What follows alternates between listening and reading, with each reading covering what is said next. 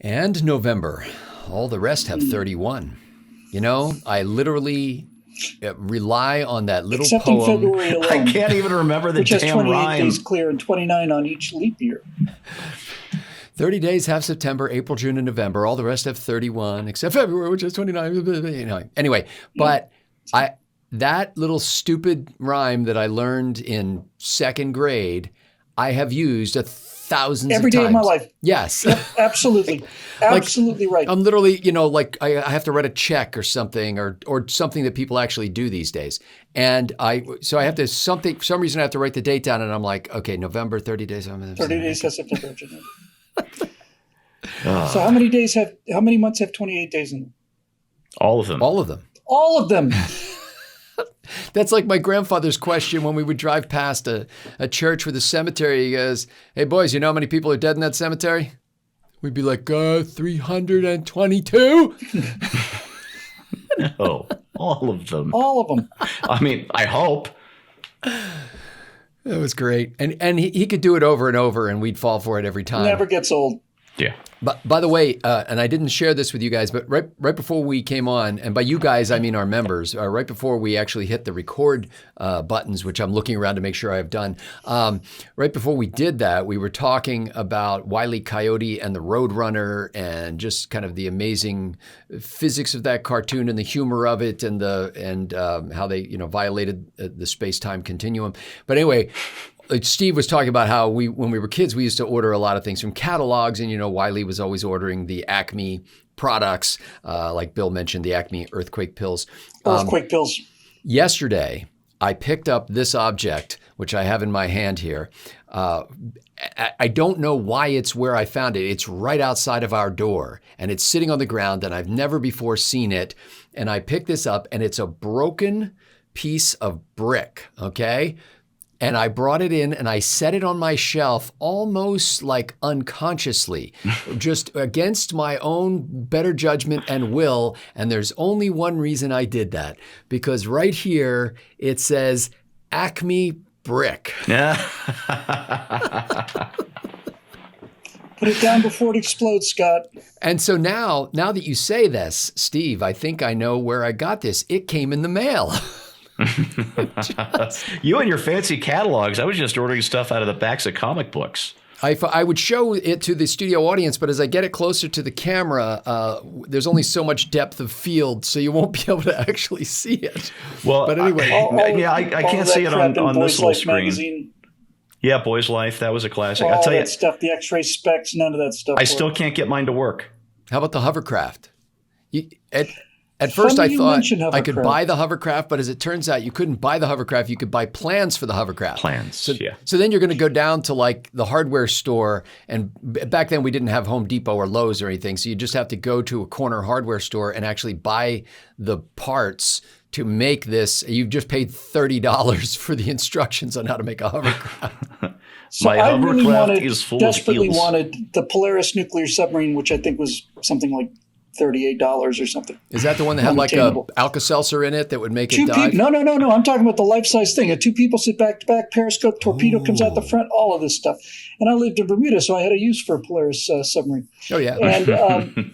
And I wanted to get it, and I just couldn't understand why I couldn't get it. My dad was going to order it. It's like, Dad, Jesus, $40 for a submarine, nuclear submarine. Come on, think what we could do with it. Yeah. Then I found out that it's actually made of cardboard, and I have used cardboard in aquatic vessels, and it's not the best material to build it with. Yeah. But very low crush depth. This was one of those tales where, like, this is one of the first times you realize when you're a child that the world sucks, and you think, and that things that you think are going to be great are not going to be great. When I heard it was made out of cardboard, I was so upset, and I was upset for 50 years. And then suddenly somebody about 7 or 8 years ago sent me a photograph of one of these things, and it is the coolest thing you can imagine. Even though it's cardboard. If it's made out of cardboard, it's wicked looking. It looks like a spaceship. I want one so much. Probably could get my freaking knees into it now. That's about as far as it goes. eBay. Check eBay. Well, it was like in the X-ray glasses, even at my youthful age when I saw that ad, and maybe this wasn't in Boys Life, because in Boys Life I think they had an ad where they try to make it look like you could see the bones in your hand, but elsewhere, like those are the X-ray specs. Yeah, you can see the bones in your hand. But in Popular Mechanics or some other magazine, the ad would actually kind of suggest that you might be able to see through women's dresses, and it occurred to me at one point that what it looks like under there? It looks dark. It doesn't matter if you can see through the dress. It does.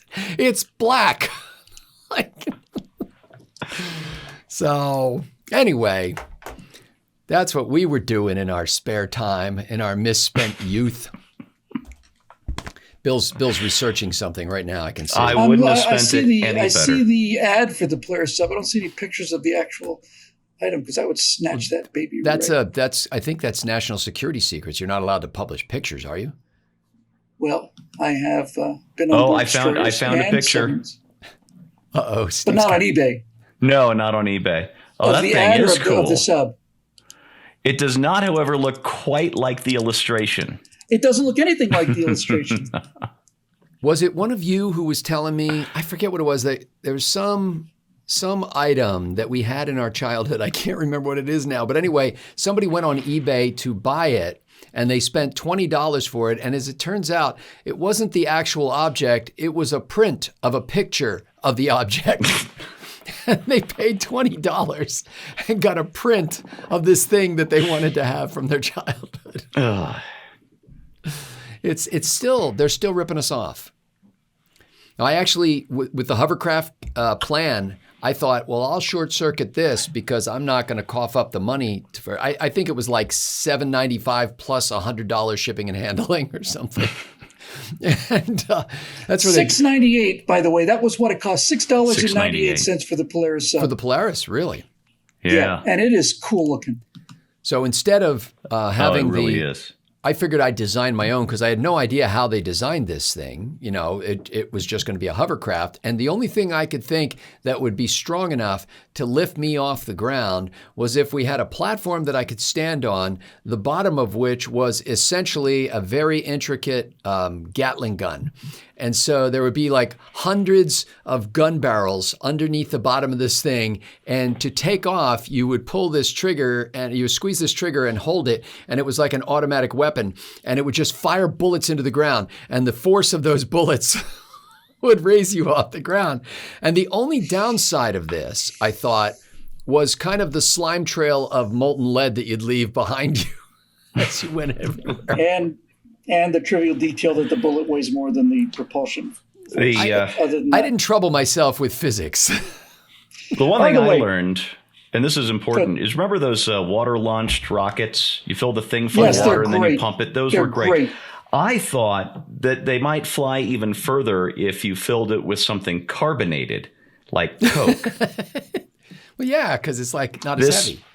This did not work well. No, I thought the bubbles, would explode and add more thrust. Did you have a Mentos dispenser that would drop those in? Have you ever seen what happens? If the first test had been a success, I'm sure it would have graduated to that. It goes. I have seen dozens, maybe more videos of people doing experiments with Mentos, dropping them into 2-liter Coke bottles. I've seen entire Bellagio-style fountain shows. I did that with my kids. I swear to God, now, I'm not making this up. I saw this on Instagram, several days ago, and it was such a male thing. Somebody took a propane tank and set it off in the distance, and they're shooting at it, and it's actually leaking fire. And then somebody hits the valve, and I swear to God, this propane tank takes off and climbs to about 100 feet and goes half a mile into the trees. It's the most impressive thing I have ever seen in my life. I was like, wow, I'm going to start shooting propane tanks immediately. With just like the little 1-pound cans? Little 1-pound jar can thing? No, it's like... Oh, the big one. Oh my! Like for your grill. Yeah. Yes. I thought maybe the little ones that you take camping, they just hold a single pound of propane. Because I bet you really get one of those fly. there's thousands and thousands on the internet, thousands of pictures of the ad, because all of us saw the ad. But as far as I know, there's only one photograph of the actual sub, and it's like a home Polaroid or something. Wow. And it says July 1967. It's one kid, I think only one kid ever actually got this thing. And he named it on the internet. He named it Nessie. But the second I saw it, I said, so that's what it looks like. And then I've been looking for other pictures of it, and that's it. That's all there is. You can't get them. Sea monkeys were a damn disappointment too. Well, yeah, little did I know there were no little cities. Not only no crowns. Did they not have crowns and look like little people, they didn't even have a structured form of government. There was no monarchy. There was nothing like that. Nothing. No separation of powers. And Dad didn't come home with a hat and a briefcase, like he was supposed to. I felt even worse the second time I tried to raise sea monkeys.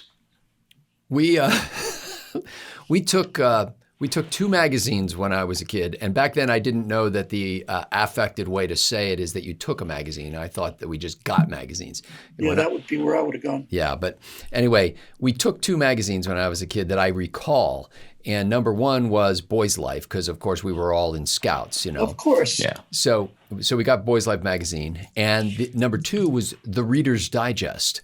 And so the Reader's Digest and Boys Life would show up at our house, and all I would do with both magazines was immediately go to the jokes. Like at the back of Boys Life magazine, the inside of the back page, there was always a page of humor. And then Reader's Digest had several features like humor in uniform, and I forget what the other names were, but there were like 4 or 5 different features, maybe more, that were nothing but humor. And then maybe I'd get around to reading an article. But all I ever cared about from a very young age was just reading the jokes. True story. I haven't thought about this in so long, but I was 21 years old. I had my first apartment, living with my girlfriend at the time. And my grandmother back in St. Louis decides that this is the time to get me a gift subscription to Reader's Digest. There you go. And after that, I had to get the mail personally every day because I wanted her to keep thinking I was cool. And that was never going to happen. If she saw me with my grandmother purchased Reader's Digest. I believe my grandmother, who raised me, so she wasn't like a real grandma, she was more like a mom, but I remember she bought me a subscription. I think she bought all the boys a subscription to Reader's Digest for quite a few years after we left home. We would receive our subscription to the Reader's Digest. Yeah. I will actually I guess we'll have to include this on the show. I was just doing a quick search, and I found this image, which I'm now sending you in the text. Tell me if it's not the coolest thing you ever saw in your lives. That's pretty dang cool. Wow. No, that's a trick photo. Oh, that's the real that's the voyage to the bottom of the sea view. Oh, but it's like they're about to commission it. Isn't that a wicked looking? Wow. The only things that we ever did really order were actually I got I think from Boys Life I ordered the Estes Model Rocket Catalog. Oh well. Now and then, talking to an expert. And then when they sent us that, I mean, oh my goodness, when that arrived in the house, like this is how good that was. Turn off the TV, even if it's Looney Tunes. I mean, you're just you're gonna sit down and go through that religiously, reading each description and trying to figure out whether you could scrape together $3.47 in cash that you would tape to the inside of an envelope and send to Colorado or wherever it was. I bought every one of those damn rockets. I built them all. We could not afford every one of them, but we did buy a couple of them. Yeah. We just read most of the catalog. The best model I ever got was this not the Saturn V. Could not afford the Saturn V scale model, but we did get the Saturn 1B, and that's a great. There's a great model. The Saturn. That was great. I flew that one. Wow, that's going way back. And I actually, the last time I saw that rocket, I was part of the model rocketry club at the elementary school at Tinicum Elementary School in Bucks County, Pennsylvania. And we would go out after, I don't know, I guess it was after school. We would go out to the blacktop. Remember, like that was like, there was a playground And then there was the blacktop. That's what it was called. It wasn't like a parking lot or like the parking lot with the basketball hoops. It was just, we're going to the blacktop. And we went out there, and every kid who had built a rocket had a chance to launch it. And, you know, the science teacher was there to help guide us and make sure we didn't get killed. And there were two things I remember. One was the kid who got the rocket that had the clear plastic part of the fuselage where you were supposed to put something like a grasshopper in there. Yep. And then you would launch the grasshopper, of course, making him the first grastronaut or whatever they called them back then. Grastronaut. But I think, if I remember correctly, this kid actually decided he was going to put an egg in there. So he puts this egg in, and the rocket struggled to get off the launch pad. And as soon as it got like past the end of the little guide rod, it went horizontal. And then for some reason was able to fly. It couldn't fight Earth's gravity, but it was able to go parallel to the surface of the Earth. And so all of a sudden this thing comes flashing past. We all hit the ground on the blacktop, and this thing went over us. Anyway, that kid's rocket, and then my Saturn 1B, which actually had a beautiful flight. It took off, flew very high, and then went across the road and landed on private property on the roof of a corn crib across the street. And of course, that's private property. We're not going to go into private property and violate somebody or climb up on his corn crib. And we just left it there. So at some point... We didn't go knock. I would have knocked. Well, it was a long, long driveway that went back into the woods, and, we didn't know who these people were. And So they actually, at some point in history, that guy probably came out to, straighten up the corn crib or whatever you do with corn cribs, and noticed that there was a Saturn 1B model rocket with its parachute deployed. That's a Saturn 1B.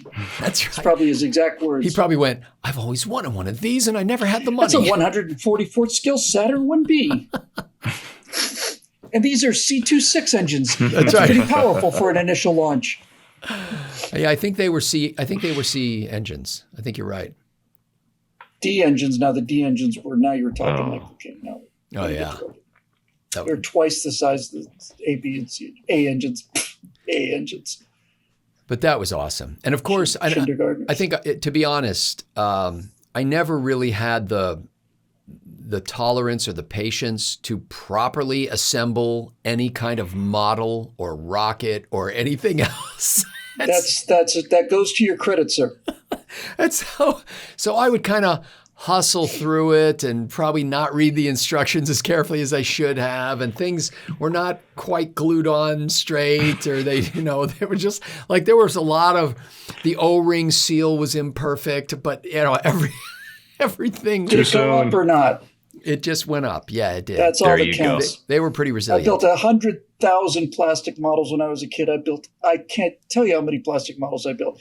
And you're supposed to, when you break the thing off, you're supposed to sand off the little thing. Yeah. No, they use an X-Acto blade. It was faster. Let's get this F4 in the air. Just hit it with some spray paint. You don't have to put this primer on it or let the glue dry or whatever. Yeah. I got pretty good at that, though. I had a model that won a contest once. So Stephen Green, I believe, this week has a double duty. Double privilege. Double privilege. Honor. Double the flavor, double the fun. He is going to be hosting 2 episodes of Right Angle this week. For those of you who are members, last week we unloaded the hay wagon all at once. And we posted all the videos. And by the way, Bill, let me just say, I like doing them all at once. We don't have to release them. We don't have to release them all at once. But as far as being able to schedule your time, being able to sit down and go, okay, I'm going to take care of doing these uploads and setting the timers and all that kind of stuff. That actually, I'll make a major effort to get those thumbnails done immediately. That worked pretty well. Because Mark is he's just a machine. He just cranks them. Mark's great. That's the weirdest thing I have. Have you ever seen Mark? Like, have you been with him? I have no idea whether he's male, female, or even humanoid. No, I met him once. He came to the studio. He's a great guy. He's like, in my mind, he could be the Mark III or the Mark IV model that does this. I don't. Yes, he's the Mark.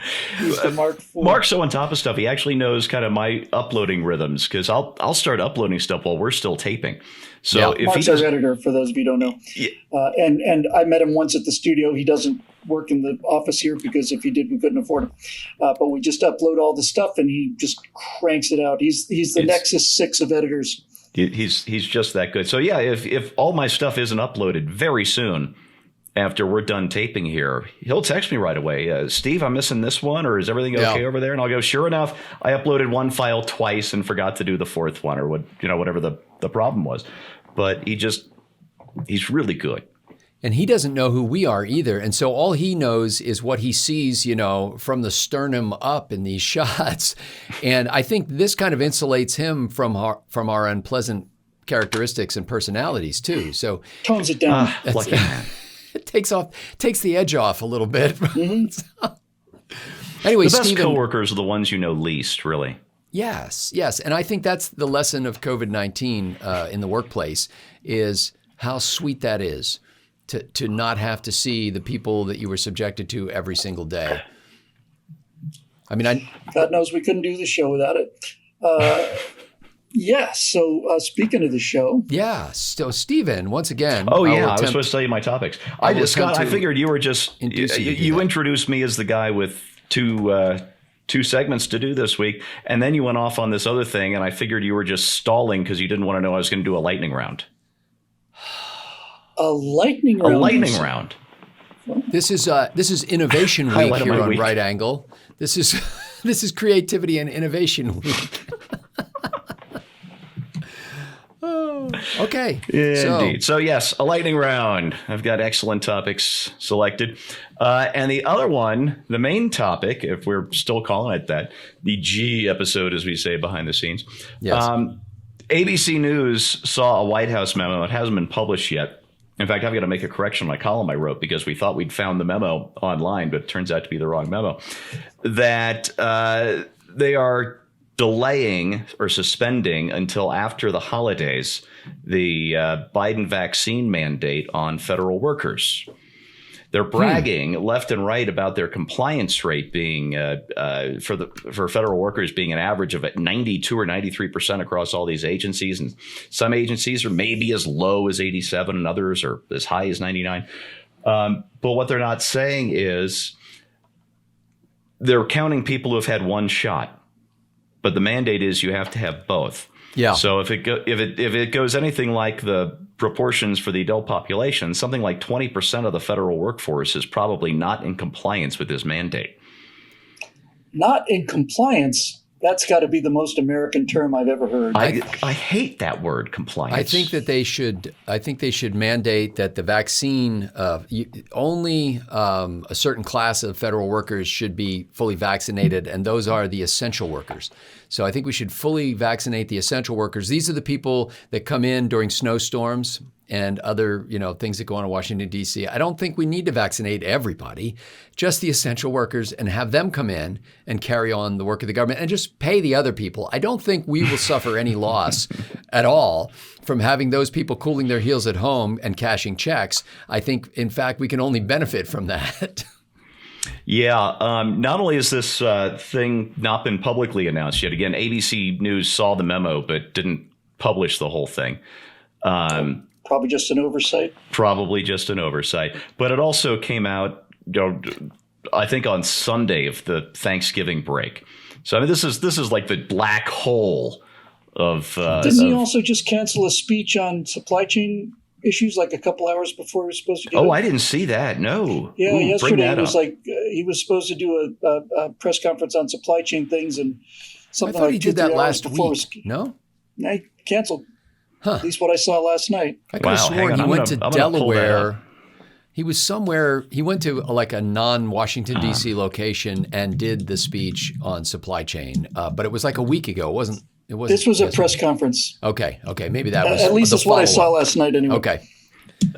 Well, and honestly, I'm not following the TikTok of the administration, so they don't send me the daily, schedule or anything. It's more of a tick. Oh, sorry, Bill, you were saying something? No, go ahead. So it's about them pushing the mandate back? Yeah, they're suspending it until after the holidays, and it's all pretty technical because there's this procedure. It's the federal government, of course. There's a procedure. There's this procedure they have to follow, where first the unvaccinated employee has to undergo counseling, and then there's this next step and a next step, counseling, and a next step before they're finally fired why do they or have suspended. To undergo counseling? Well, to show them the error of their ways. And I myself am pro-vaccine. I'm glad I'm vaccinated. I don't believe in mandates. So they're the counseling is really kind of an opportunity to persuade them that it might be in their best interest to go ahead and do this. Yeah. Yeah. I don't need to be persuaded to take a flu shot. I have never had a flu shot. Not one. Yeah, I get them every year. Tetanus? I've had tetanus shots. Yeah, I get those too. When my little brother... I need that shingles vaccine. Ugh. My little brother and I tried to catch a groundhog, and the groundhog bit my brother on the thumb, and Troy was literally shaking his hand around trying to shake the groundhog off his thumb. I bet that hurt. Anyway, afterward, we went, and he was wearing like a heavy glove, but still, it was holding on to his thumb, and the whole weight of the groundhog was hanging on Troy's thumb. And so my grandfather, of course, was not there. We were out in the woods by ourselves, and my grandmother wasn't with us. And then when my grandfather got home from work, we told him what had happened, and my pop's first response was, "Do you think we need to get a rabies shot for that groundhog?" Sorry, I never got to meet him. Of course, a tetanus shot doesn't rewrite your messenger RNA, but who am I to quibble about things like this? Okay, so we got Steve's federal vaccine mandate delay. Is the story about the delay or about the fact that ABC is sitting on the story? No, ABC didn't sit on the story. They put up a little blog post about it on Monday morning. I mean, just a short little item, like 200 words or something. It was clear that they'd seen the memo, but didn't have a copy of the memo. So I don't know exactly what transpired there. But I want to talk about the politics of it. And once you've suspended something past the holidays, how do you bring it back? I think this is a general collapse in the whole idea of having a mandate.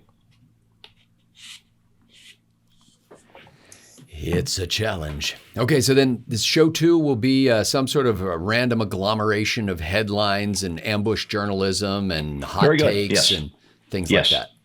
Okay. Yes, indeed. Okay. Bill Whittle, your turn, my friend. And I only have one topic this week, so tread lightly, please. I'm actually going to let you go first because I have a serious topic and a light one, and I don't want everything to be completely frivolous. So here's my topic. This is, and because it's fast-breaking news and we really don't know exactly what happened here, I'd like to explore just kind of the ramifications of this situation, and that is that CNN host Chris Cuomo may have been coaching his brother Andrew when Andrew was going through his uncomfortable times in the wake of allegations that he had acted in a sexually inappropriate manner toward subordinates at work and sexual harassment in the workplace, as we used to call it. Anyway, apparently, Chris Cuomo, I just said it the Bill Whittle way. Chris Cuomo. Scott, it's Cuomo. How many times do I have to tell you?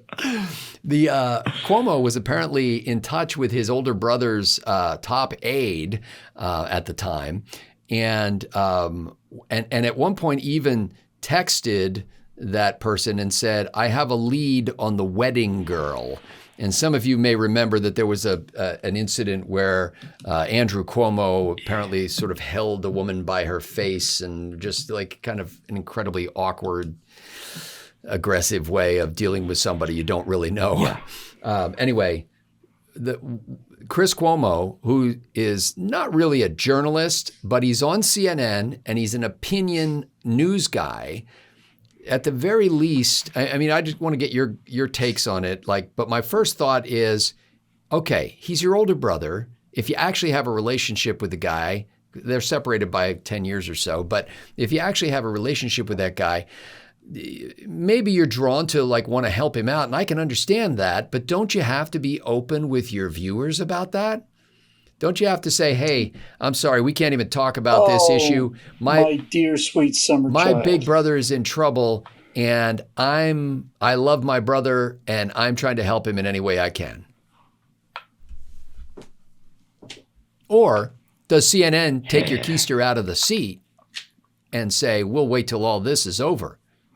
Well, or does CNN say, well, we want this guy to stay in power because we're all on the same team as far as the narrative is concerned? By all means, send him all the information you can. Andrew Cuomo was using Chris to use CNN as an intelligence source. It was an intelligence agency for him. Well, there is suggestion in the testimony that Chris gave to the Attorney General's office that he had engaged in conversations with some people he referred to as sources. And basically he said these were news people, and he was trying to find out what they knew. I can remember a time when it was the job of the news to uncover relationships of an inappropriate nature between a powerful politician and a helpless woman, rather than help supply information to the politician to help him survive this kind of trauma. I remember those days very fondly. Yeah. And when I heard the news, I was just shocked, needless to say. I couldn't get out of bed CNN saying, so stunned. CNN saying we're going to dig into there are thousands of pages of additional transcripts and exhibits that were just released. This was the trigger for this, that were just released by the New York Attorney General. And this is not the first time that, Chris Cuomo has previously said that he talked to his brother and that he was advising his brother or whatever. But it's just, what's the right thing to do in a situation? Because a lot of these big celebrity types are married to or related to other people in political office. Like there's a famous journalist who was married to the Fed chairman. How do you? There's scores of them. Yeah. Scores of people in government married to people in top levels in media. Or people use a revolving door. The same person going from federal job to media job and back again. Like, just for example, totally unbiased journalist George Stephanopoulos, who has no dog in the fight whatsoever, whether it comes to Republicans or Democrats, the guy who ran Bill Clinton's campaign. I was immediately thinking of Mr. Snuffleupagus. Yes. Me too. But there are more people than that, including, Tony Snow. So, the late Tony Snow, who was in the White House, but was also a media figure. So there have been a lot of these. And just like, what is our expectation as an audience when we see Chris Cuomo? Does Chris Cuomo's audience go, yeah, I bet he has the skinny on what's really going on with his brother there, and I'll bet he's talking to him behind the scenes. Does Cuomo have an obligation to say, look, I'll be honest with you, I'm counseling my brother on how to survive this? I'm not surprised. CNN has been in the news suppression business for certainly the last 7-8 years, probably the last 15 years. I remember when CNN was just says, stupid. There's nothing to the Hunter Biden story. We've looked into it. Millions of people go, well, I guess CNN said it's okay. Then I guess it's okay. Yeah, Twitter and Facebook killed that story. New York Times killed it. I just wrote a column about it. Miranda Devine, the New York Post columnist, published her book. I think it came out today, called Laptop from Hell.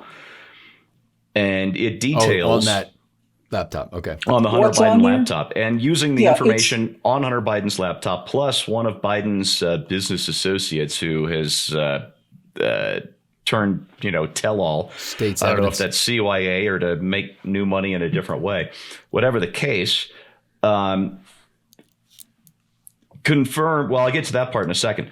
But Hunter Biden, with $10 million in money from communist China, actual CCP-affiliated business, opened this fund through two shell corporations formed in Delaware, with the usual obscure, we have no idea what these companies do kind of names. And there's even a note, this is again off of Hunter's laptop, detailing how the ownership would be split up. 20% for Hunter Biden, 20% for this particular business associate, another 20% for this guy, 10% for, I think it's Jim Biden, the president's brother, and another 10% that would be held by Hunter for the big guy. The big guy. So there's $1 million in CCP money sitting, and this is just one deal, sitting in Joe Biden's bank account. Nothing to see here.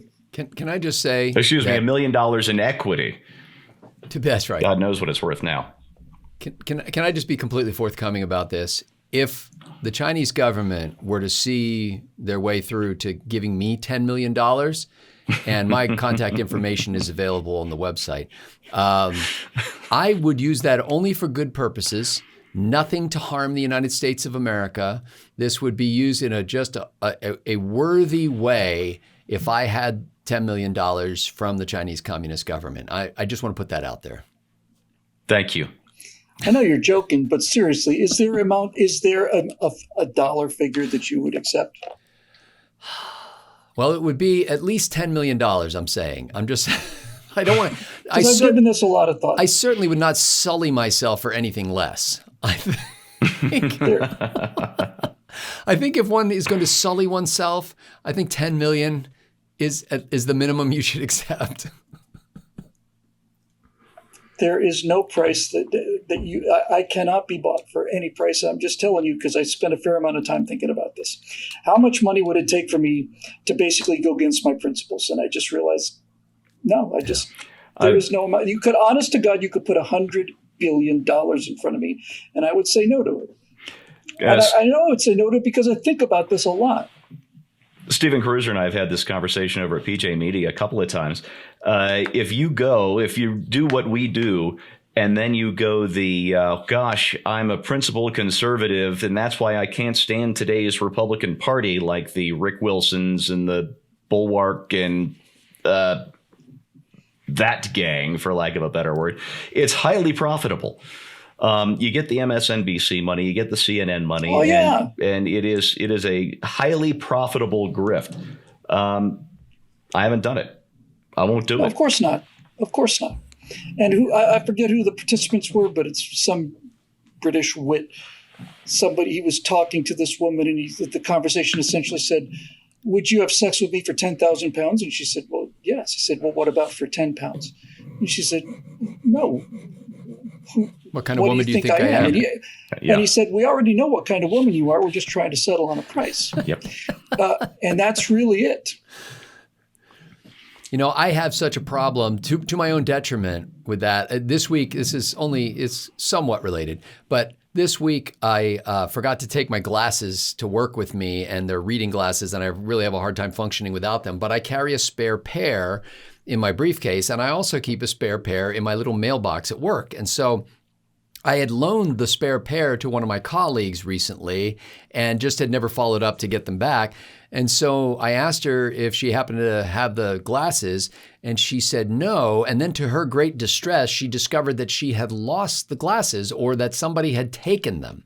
Now, when I buy reading glasses, my favorite place is like the dollar store. So I'm literally paying like less than $10, usually less than $5 for any pair of reading glasses that I have. This colleague of mine, God bless her, was like distraught and went around searching the office and asking people if they had seen the glasses because she felt so terrible. And then, having not found them, she insisted on giving me $20. And I said I could buy 20 pair of those glasses with this $20 bill. I said, I can't accept this. At the end of the day, I go home to get ready to go home to work. I pull out my little mailbox, and there's an envelope with my name on it. And inside the envelope, she had already left, and inside the envelope, there's a $20 bill. And I was thinking, okay, if I use this, if I give it back to her, it'll never end. If I use it to buy something for her, it'll never end. If I use it to buy something for me, that just doesn't feel right. And so I finally just dropped it in the box at church. So there you go. Solution. But it was I'll tell you what I would have done. Because she wasn't going to take it back. I would have taken the $20. I would have bought the cheapest pair of replacement glasses I could find. I would have included the receipt and the change in an envelope and sent it back to her. That's what I would. Where were you when I needed you? Do you think if I called the church right now and said, "Hey, I went a little heavy in the plate on Sunday. Give me my money back." That's not ever going to happen. So that's not like, I don't want to give the wrong impression. I'm not one of these people that I used to be who your tithe consists of whatever spare change you happen to have in your pocket on Sunday morning. Here's a button. That's right. Here's some lint. Lint, yeah. And a stick of gum. Okay, so we've got the Cuomo boys, and really this time it's not a bad story about Andrew. Although if Andrew was a good big brother, he should have said, "Hey, Chris, you've got a different career. You can't do this. You can't." They're a crime syndicate. They're terrible people. So I mean, you're saying that in kind of a loose sense of the word. But I'm saying it in a precise sense of the word. But CNN, of course, is not saying, hey, we supported this behavior. They're saying we don't even know what happened.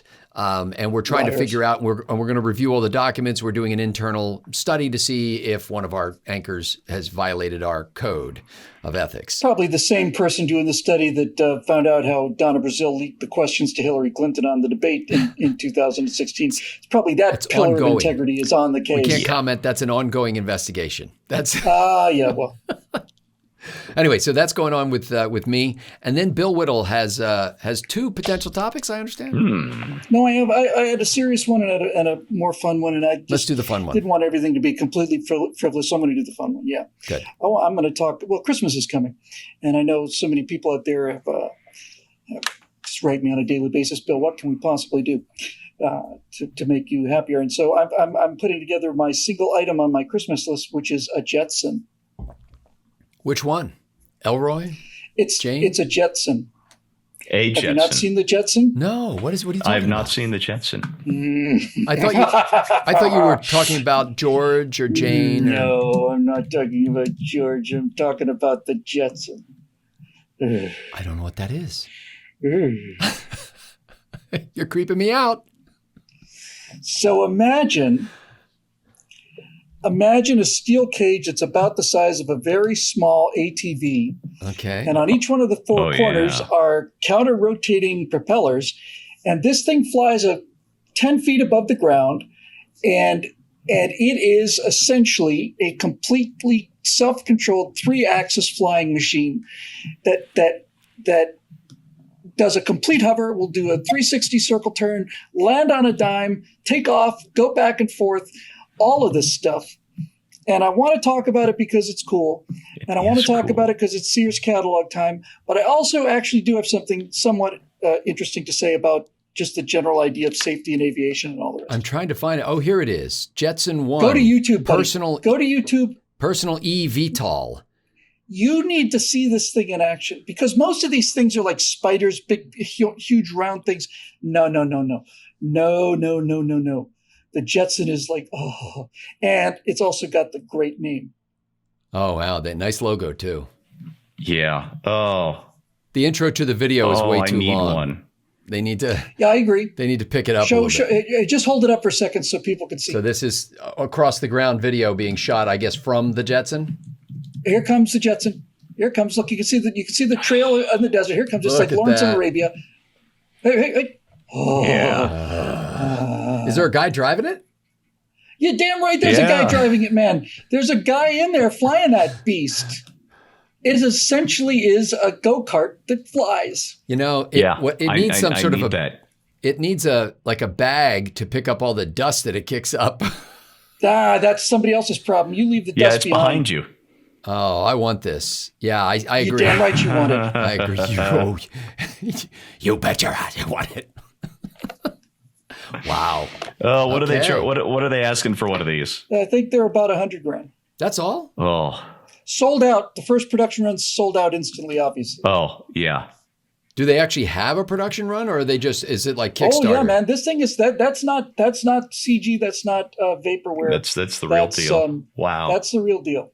So I will just leave something for what do they call the register? I'll leave it like the link to the register, the Jetson register. I want to go out to my Jetson hovercraft, walking my Boston Dynamics Robo Dog. Sure. And he gets on the treadmill. I want my Boston Dynamics Atlas to carry me out to my Jetson, which then I can use to fly to my dolphin thing. You know those water things? Those are great. spend the rest of my time enjoying motion. Why not upscale the whole drone format, the UAV format? It's exactly what they did. Yeah. And there's a number of things like air taxis out there and all kinds of things. And actually, that's kind of what I want to use to get into this topic, because I'm interested in the safety aspects of it. And I know a little bit about that. So having spent 1,000 hours as a pilot. Are they going to let this thing fly, unlike the who was it? The guy who will never get off the ground with his flying car because he's decided to expand his mission to creating a global flight system that would control the movements of all flying cars? Yeah, what's that guy's name? I've forgotten. I used to love that thing. Air taxis are a real thing, and there's a lot of big companies, including like Honda and stuff, that are developing air taxis. Yeah. This is a little different, and the short form is I've seen a lot of these upscale drones. I've seen ones that people stand on. I've seen all of this. And I'm not interested in any of them. The reason I'm interested in the Jetson is because I guess it's just my pilot mind at work. I'm looking at this video of this thing flying along, and you'll get to see it on the show. It's got a roll cage. This thing's flying. It's got a steel bar. It's got a heavy-duty steel bar cage. I'm looking at this thing flying along, and I'm looking at the speed, and every single second I'm thinking to myself, if the thing were to immediately lose power now and nose into the ground, would it be survivable? Yeah. And I am saying yes. And that's the difference between this and other things. Is it mainly a function of the low speed? Pardon me. It's a function of low speed and low altitude. So there's an expression in aviation which is your survivability is equal to is the inverse of the angle of impact. So the two things that make for survivability are how fast you're going when you hit the ground, but much more important, what's the angle of impact. If your angle of impact is 5 degrees or less, your chance of surviving even a full-on plane crash at 200-300 miles an hour is not too bad. You're skipping along the surface. You go straight into the ground, it's game over. Yeah. So I'm looking at this thing, and I realize as long as this thing is altitude limited and speed limited, then I be willing to fly it. And this is what I'm going to talk about on the show. I had a light airplane that I love, and I flew that thing very, very low. And I only flew it low twice in my life, low. And that was flying from Los Angeles out to Tucson. The plane does 80 knots. You watch cars passing you on the freeway. Yeah. But between here and there, there's a stretch of about 20, 25 minutes that is it's like a wash. It's not quite a lake bed, but it's a wash. It's perfectly flat. It's pretty much clear. It's well off to the side of the freeway. And I said, this whole area is landable. And since it's all landable, I flew that plane at about 90 knots and at about 10 or 20 feet. Wow. And when you are flying low, you really get a sense of flying. And that's what I like about the Jetson. The higher you go, the less it feels like flying. Eventually, you get in a jetliner, you might as well be in a hot air balloon. No sense of motion. Yep. But what I was seeing on the Jetson video was guys going through trees and stuff, and I'm thinking there is a safety envelope in there at a certain altitude, certain airspeed, where an impact would be survivable. And since you're using electric motors, they're a lot more reliable than they're virtually impossible to kill. You had double rotors on there for each side. But anyway, I looked at it and I thought, as long as you don't take this thing up to, much above 10 feet. Would it auto-rotate if you lost power? No, you cannot auto-rotate if you lose power. That's why I'm concerned about losing power. Of course, you have 8 fans. I'm sure they have an electric motor. It could fly on 3. It's practically – I cannot imagine a situation where an electric motor just plain fails. Unlike an internal combustion engine where something could just freeze and that's it. Yeah. Then you're out of power. Yeah. Electric motors are essentially one moving piece. There's 8 of them on there. So presumably, well, this is the whole point, right? You're never going fast enough or high enough to get into the dead zone. And as long as that were the case, I'd buy one. I saw a video 2 weeks ago of a guy who had one of these backpack propellers. He was a parasailer. So he's got a parachute and he's got this propeller mounted on his back. Did I tell you about this? He left his suburban backyard. Like there was a little greenway between the privacy fences behind their houses. He took off from there. So he's just kind of running along and then he's airborne and he flies this this parasail, or whatever they call it, I guess it's called a parasail. Yeah. He flies paraglider. It to 17,500 feet. It's like 26 degrees up there. And he's showing you his phone. You can see his altimeter on his phone as he gets up there. And he's like, he said he did see a couple of planes, but they were like 10 miles away, but jet planes, you know, like. And I thought, a jet plane at 600 miles an hour can close that distance pretty quickly. Pretty quick. Yeah. I talked to a guy who was when I was flying sailplanes, there's a guy gliding is very popular in Britain because the fuel's so expensive, and all of Europe. And I talked to a guy who was a tornado pilot for the RAF. They're low-level attack airplanes. They're phasing them out now. Big, beefy, nasty, ugly things. But their entire attack plan is to come in under the radar, nap of the earth, ground hugging stuff. And this guy said he was in the front seat of a tornado. He was going through these canyons at about 450, 500 knots.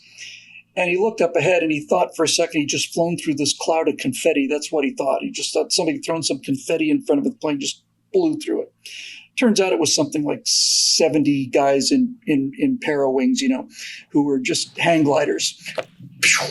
Wow. They were just going around him. He just flew through them. They were thermaling in a valley, and they probably weren't checking. You don't just get to do that. No. That airspace is restricted. Yeah, the guy in the video I saw made it pretty clear that what he was doing was not supposed to have been done. Well, yeah. The reason that doesn't bother me is because if the guy loses an engine at 17,000 feet, or if he loses an engine at 17 feet, he's already in the parachute. That's right. The paragliders. You know how fast they go? There's only one speed. They do one speed. They do 26 miles an hour. Yeah. That's it. And they just keep adding thrust. They go up, and then you cut the thrust, and you come down. And as long as you're not trying to loop them, they're actually pretty safe. But it's kind of like driving when you get into flying cars have got some serious dead zone issues. It's like driving your car with all the airbags deployed all the time. Okay, well, this sounds like a fun episode, and for those of you who lament that Bill is not going to do a political issue, I would refer you to the archives at BillWhittle.com, where you will drink your fill of any kind of political issue you could wish, and you can tap the deep archive there. That's been hours and hours and hours. That's right. And honestly, I think one of the things that's hard to get, especially if you're really passionate about politics, as our audience is, as we are, is to remember that the reason why we're fighting for good governance is so that we could enjoy the liberty that our founders and framers bequeathed to us, the system that they bequeathed to us. And part of that is actually using that liberty for something other than jabbering about politics. Yes. My jet car is finally here. That's right. And yeah, people who know Bill know that he has long lamented that the things that he saw in the watercolor paintings of unusually large hardcover books when he was in elementary school never came to pass. Sid Mead. Oh God, please, the ghost of Sid Mead, come and send me a jet. Sid Mead, was that the guy who drew those like fancy? Sid Mead is you can't see him on the back wall, but everything in front of me are acrylic mounted images of Sid Mead, who was a futurist who was basically worked for General Motors and drew the future that I thought we were going to get. Yeah. And it's a much better future than the one I got. Were his artworks in like the books that I saw in elementary school, probably?